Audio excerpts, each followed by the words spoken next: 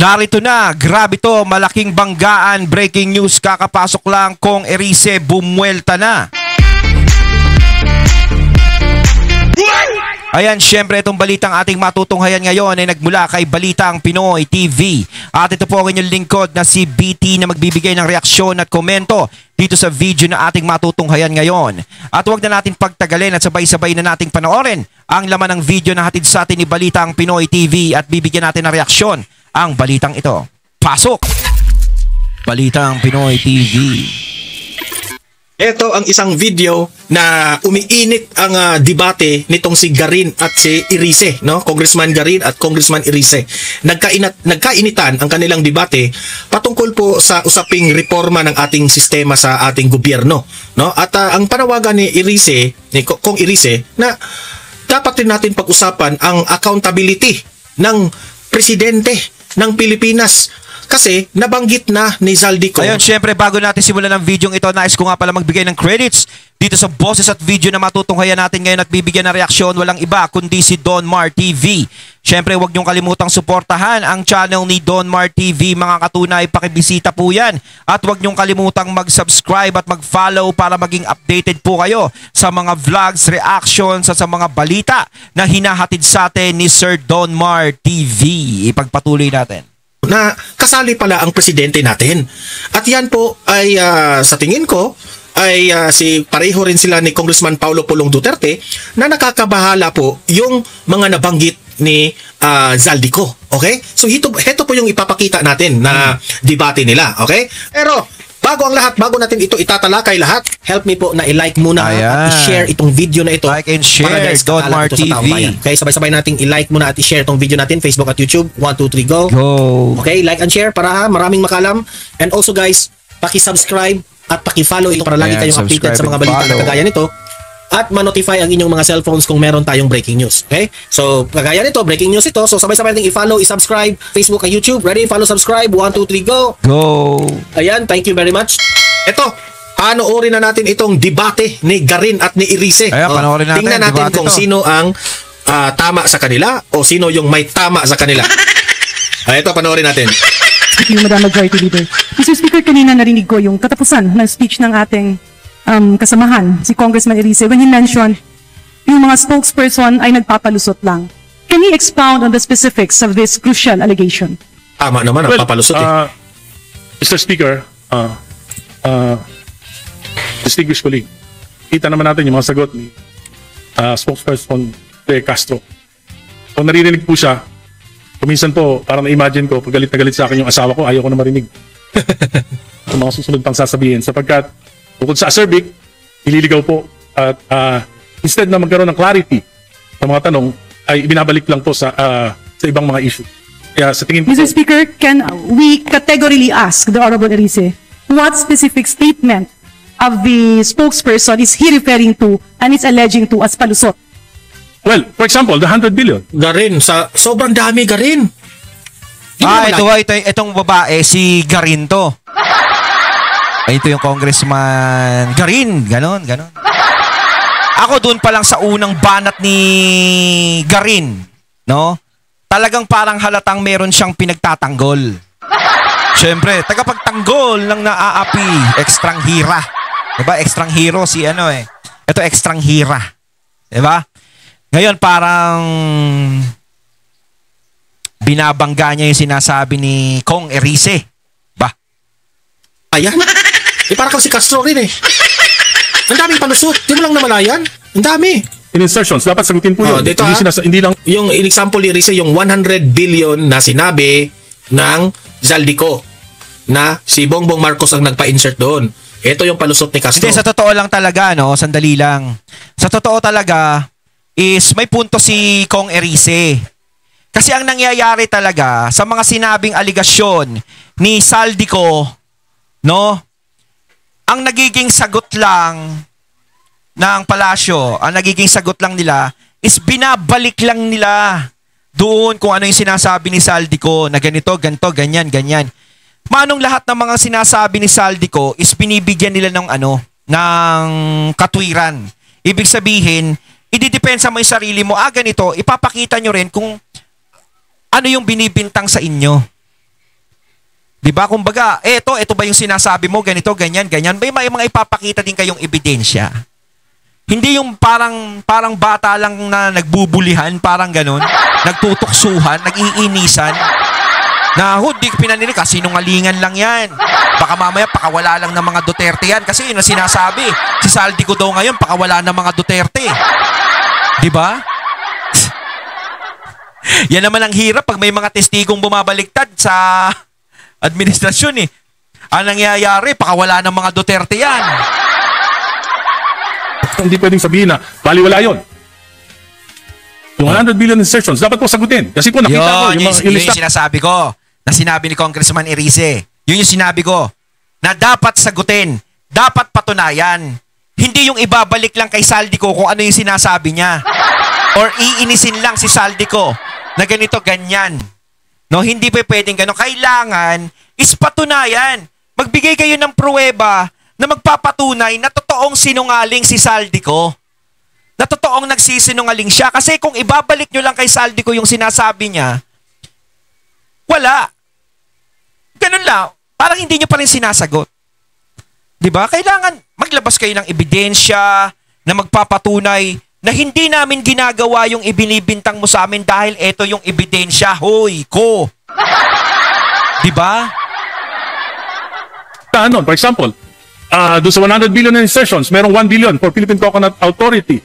Yung sa listahan ni Congressman Saldico. Wala namang problema doon. Kung nagbago ang isip ng Pangulo at kailangan niya maglagay sa Philippine Coconut Authority, wala namang masama doon. Kung basta hindi ghost project. Kung tayo nga sa Kongreso, nakakapag-palit tayo nakakapag-insert tayo, nakakapag-divert tayo, yung Pangulo pa kaya, budget na yun, yung hindi pwede magpalit?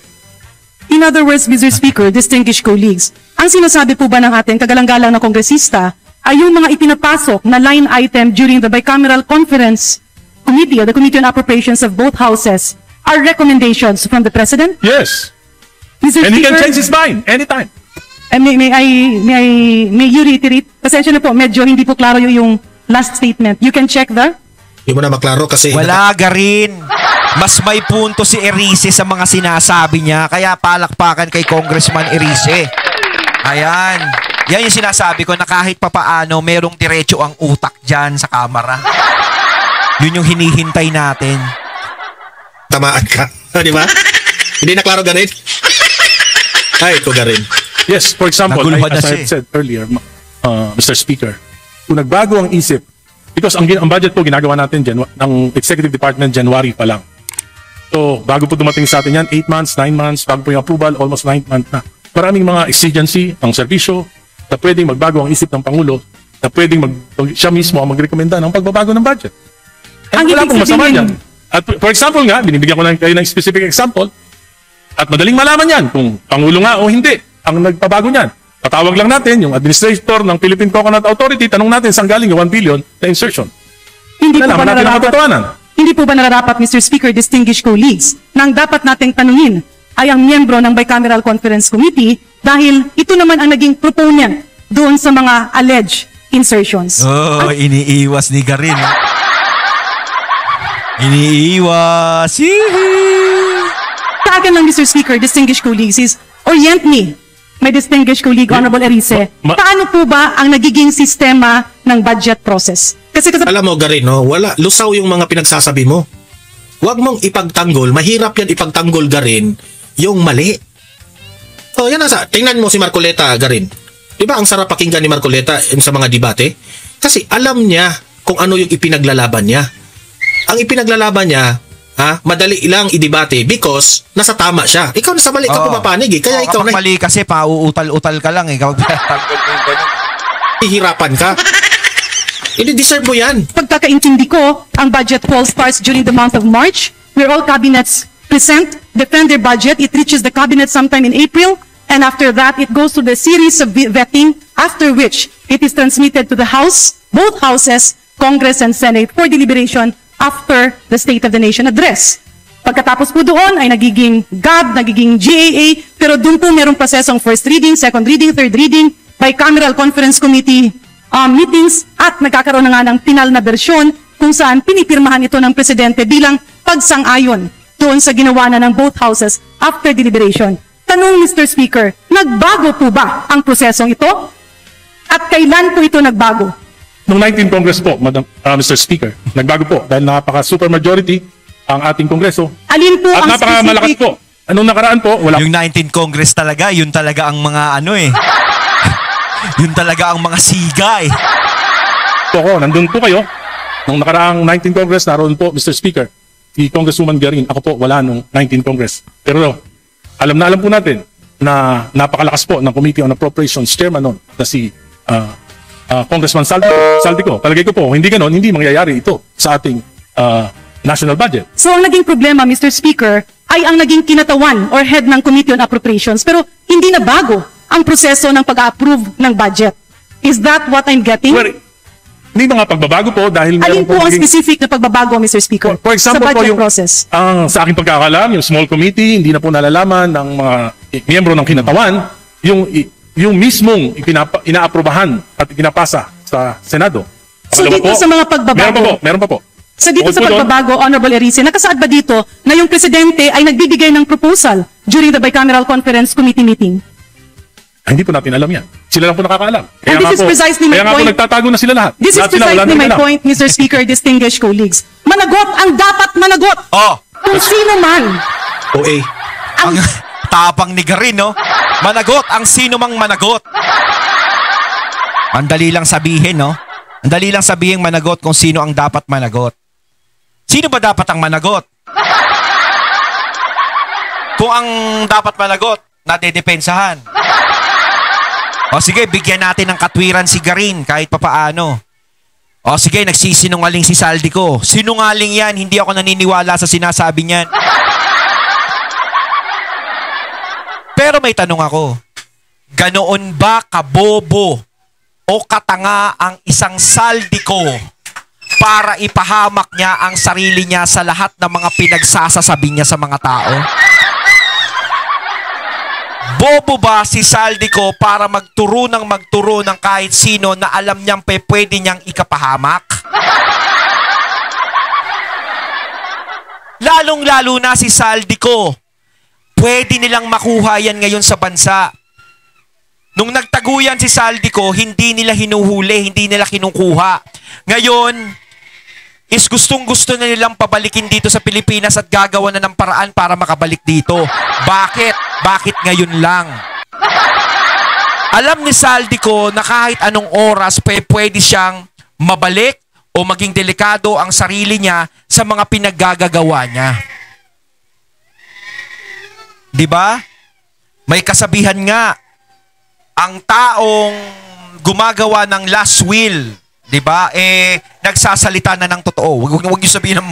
Hindi ko naman sinasabing may mangyayari ka Saldico. Parang ganun kasi sinabi kasi ni Saldico, bago siya mawala, baka mawala siya, ganito, ganyan. Nagsalita na siya. Di ba? Parang yun yung last words niya na sasabihin.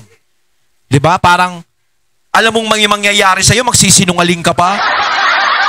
Di ba ang sinungaling napupunta sa impyerno? Di ba? Ang sinungaling napupunta sa impyerno yan. Ang sinungaling minamahal ni Satanas yan. Oo, sa totoo lang. Sa tingin nyo ba gagawin ni Saldico yun?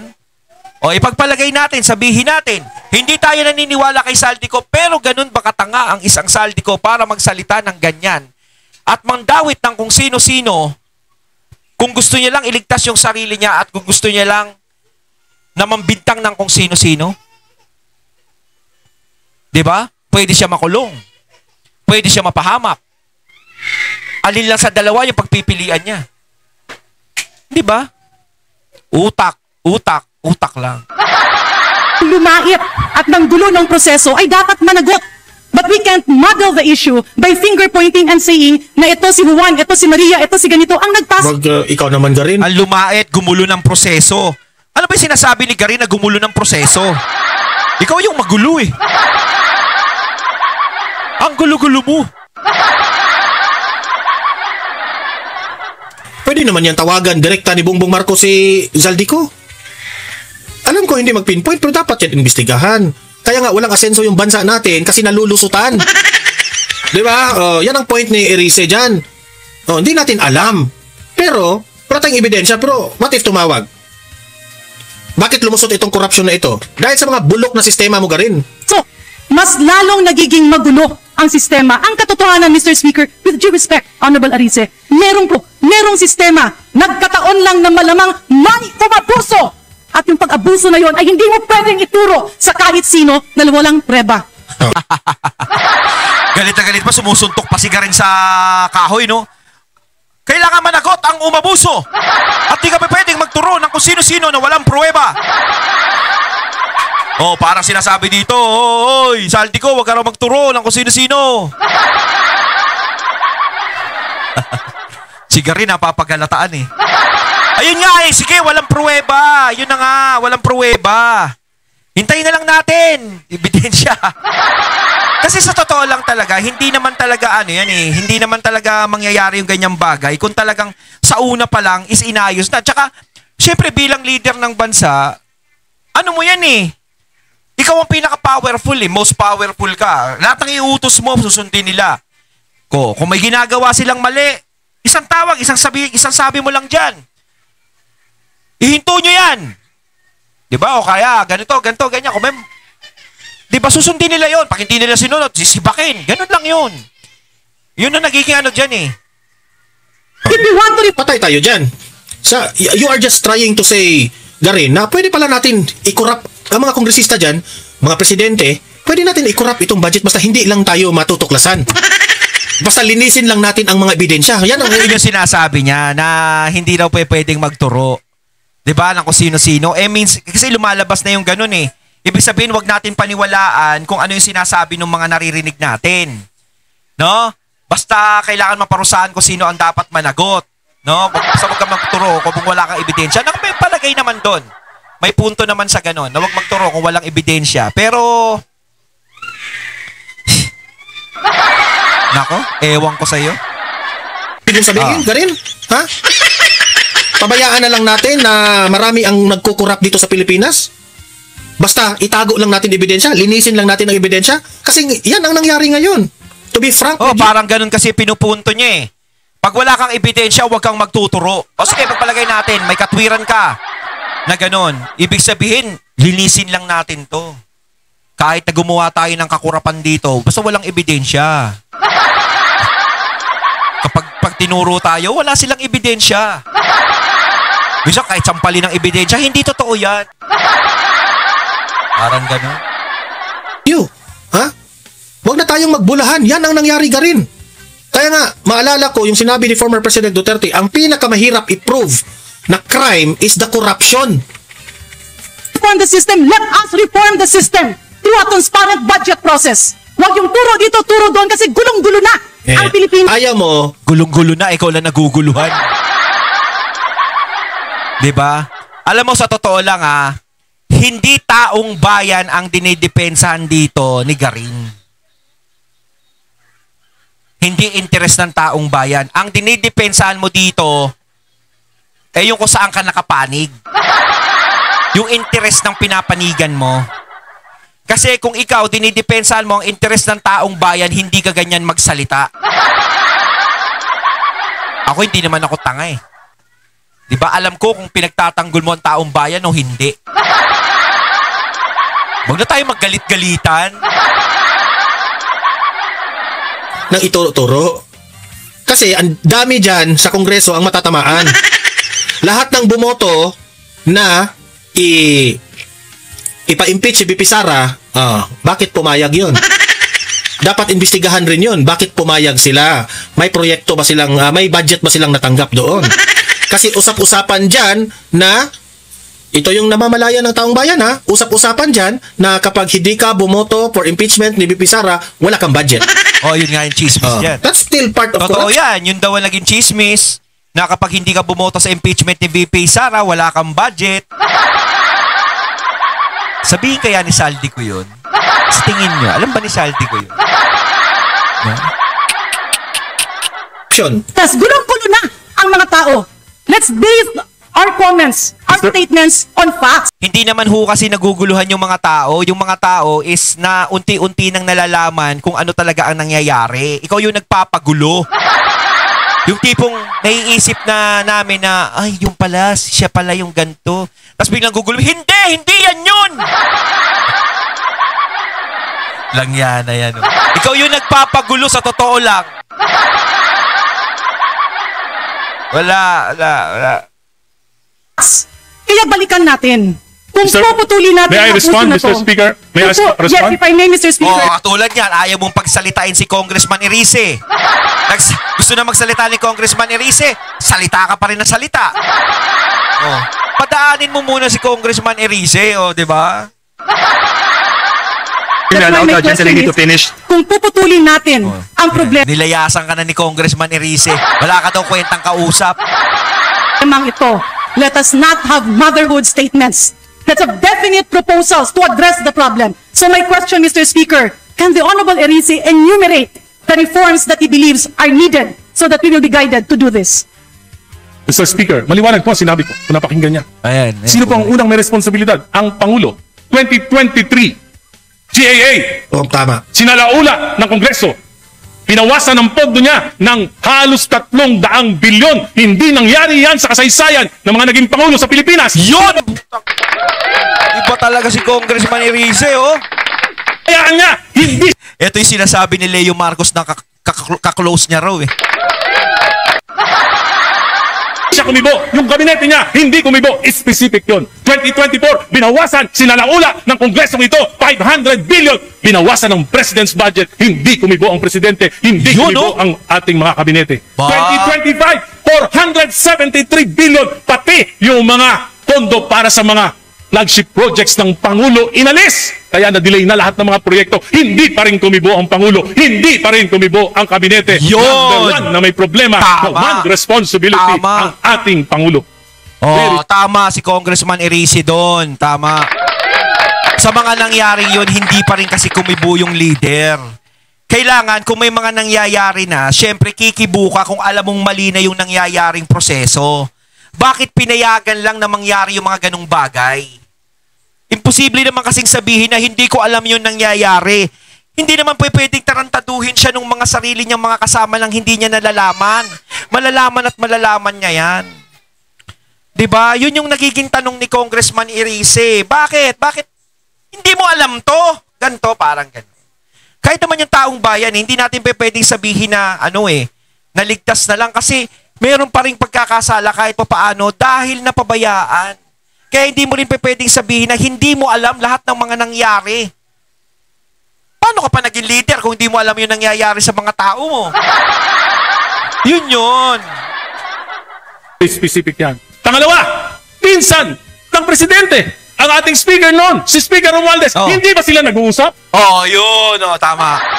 Oh, pinsan nga naman ng leader, ang speaker. Hindi ba sila nag-uusap? Hindi ba para nagre-report yung pinsan niya na ganito yung nangyayari? Wala ba tayong inire-report na hindi maganda dyan? Meron ba nangyayaring dyan, hindi maganda? Ibig sabihin, ganon? Hindi sila close? Ay, nako. Mr. Speaker, distinguished colleagues. Pangatlo, Can we allow the gentleman to finish? Yes, please. May pangatlo Pangatlo. pa. kitang-kita naman natin. Balitang-balita, dalawa lang nag-uusap sa pagbabago ng budget. Yung mga member ng BICAM, hindi alam.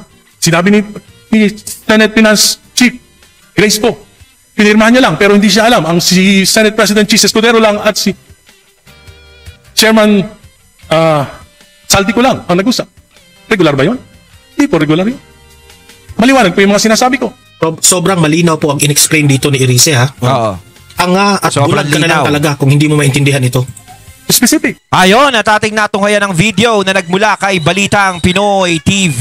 At syempre natunghayan natin ang boses na yun at ang video na yun na binigyan natin ng reaksyon na nagmula kay Donmar TV. Kayo mga katunay, anong masasabi nyo tungkol dito? Comment lang po kayo sa comment box. So once again, I'm BT and I'm out. Peace.